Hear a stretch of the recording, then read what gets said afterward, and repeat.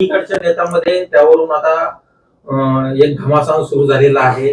शरद पवार पक्षाचे नेते म्हणतात हो आमची तशी बैठक झाली होती अजित पवारांसोबत आणि त्यांनी होकार दिला होता एकत्र येण्यास. 17 अजित पवार पक्षाचे नेते नाही त्याला टाळाटाळ करतायत असं कोणतंही चर्चा झाली नसल्याचं त्यांचं म्हणणं आहे. नेमकं काय करायला पाहिजे दोन्ही राष्ट्रवादीबाबत एकत्र यायला हवं? मी त्यांच्याबद्दल नाही बोलू शकत, परंतु एक मात्र नक्की बोलणार, विरोधी पक्ष आता प्रबळ पाहिजे, त्यांनी मरगळ झटकेली पाहिजे.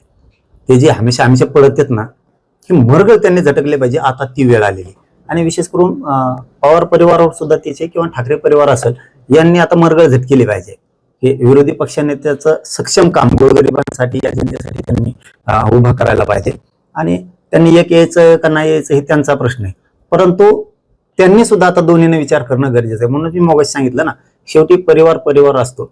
आता जरी त्यांनी उपमुख्यमंत्री पद घेतलं तरी पण परिवार एक संघ कसा होईल आणि त्याला राज्यात पुन्हा कसे ते मुसंडी मारतील त्यांच्या दबदब्याची, ते करण्याचा पाऊल खरोखरच दादाचं जर इच्छा असेल, मला माहित नाही त्यांचं काय ते, तर ते सुद्धा पूर्ण आता उपमुख्यमंत्री झाल्यानंतर त्यांनी पाऊल उचललं पाहिजे. कारण त्यांच्यावरती खूप मोठी जबाबदारी. ह्यो खूप काटेरी रस्ता आहे. आता ह्यो रस्ता खूप काटेरी. दादा होते, धकत होतं, काही असलं नसलं, आज खूप मोठी जबाबदारी या सुमित्रा ताईंवरती आली. ती काटेरी रस्ता आहे आणि काटेरी रस्त्यावर चालताना आपल्या आसपासचेच काटे काढण्याऐवजी जास्त काटे टाकीत असतात, फक्त ते दिसून देत नाहीत. आणि ते काटे टाकणारे मात्र जमायला लागले, 100% जमायला लागले. आधी नव्हतं आणि आता अचानक लगेच पुन्हा दुखणे नीट झाले, लगे पळापळी सुरू झाली, लगे निबारबी झाले आणि पहिल्या फळीतले म्हणून बातम्या लगेच सुरू झाल्या, लगे पहिल्या फळीतले झाले हे काही केस. आणि हे दादाला सुद्धा वेदना देणारे लोक आहेत. आमचं त्या सोडून आम्ही खंबीर आहेत त्यांना, आमचं काय करते ते, आम्ही खंबीर आहेत त्यांना, आम्ही इतके खंबीर केले. आता आपल्या घातपाताच्या मॅटर मध्ये सुद्धा आपण आता यासाठीची मागणी करणार आहे. हो, कारण आम्हाला तो तपास योग्य वाटला नाही, पुन्हा तपास होणार त्याच्यात. आम्ही सुद्धा यासाठीची मागणी त्याच्यात करणारच आहेत. आता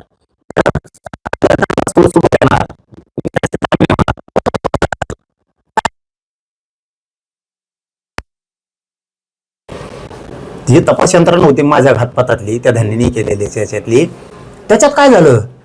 तुम्ही तर म्हणले फॉरेन्सिकला पाठवायचं, आवाजच पाठवायचा, रेकॉर्डिंगच पाठवायच्या, त्या काय झाल्या? त्याच्यामुळे आम्ही त्याच्यात आता SITची मागणी देवेंद्र फडणवीस साहेबांकडे करणार आहेत आणि त्याचा तपास पुन्हा सुरू करणार. सुट्टी नाही देणार, कारण त्यांनी ह्यो कळस गाठेला होता. ह्यो कळस गाठेला होता त्यांनी. त्याच्यामुळं ते जरी आता याच्यातून काय त्या रश्मी शुक्लाताई बरेच जण ते नागपूरला जमले होते, अजितदादा होते त्यावेळेस, त्यांनी काय ते क्लीन चिट दिली असेल, परंतु ते आरोपीलाही सुट्टी नाही आणि त्याला पण नाही. आणि ते त्याला भोगावंच लागणार. आता SITची मागणी होणार आहे. तसं ते होतं म्हणलं आता SIT आहे, त्यात काय झालं काय माहिती, चुट्टी SIT नेमली होती जणू गुप्त, त्यांनी त्याला एकट्यालाच माहित होती ती की नेमली म्हणून. त्यामुळं तसे हे असले प्रयोग करू शकते ते.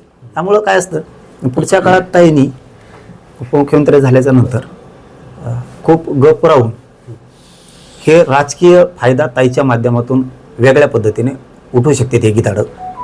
आणि त्याचबरोबर दोनही पोरांनी इथून मग काय झालं असं नसन झालं ते विषय त्यांनी आता काय म्हणतात त्याला गंगेत वाहलं, तसं त्यांनी ते विषय सोडून देऊन आपल्या आईच्या पाठीशी ठामपणानं दोन्ही मुलांनी उभा राहून सगळा परिवार पुरा त्यांचा एकजूट करून की पुढचे पावलं त्यांनी चांगले टाकलेच पाहिजेत. असू शकतं काही दादांचंही म्हणणं त्यावेळेस असू शकतं मुलांच्या बद्दलचं, किंवा नसूही शकतं, आपल्याला त्यांच्यातलं काय माहीत नाही. काही सल्ले दिले असतील तर मात्र आईच्या पाठीशी खंबीर राहून सगळं कुटुंब एक करायचं शिकलं पाहिजे. आणि सावधगिरीनं, ही काटेरी रस्ता आहे खूप, आता सावधगिरीनं पाऊल टाकलं पाहिजे ताईंनी स्वतः. कारण हे गिधाडं दादाला जितके माहीत होते ना तितके ताईला माहीत असते ना असं नाही.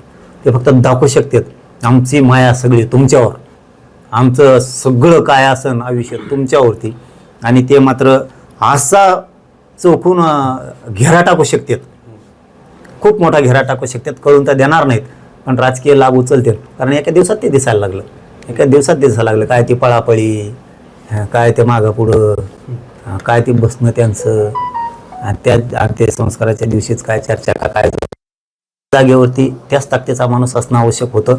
तर त्या दोन्हीकडचा अनुभव येता येईल, त्या लायक आहेत 100%.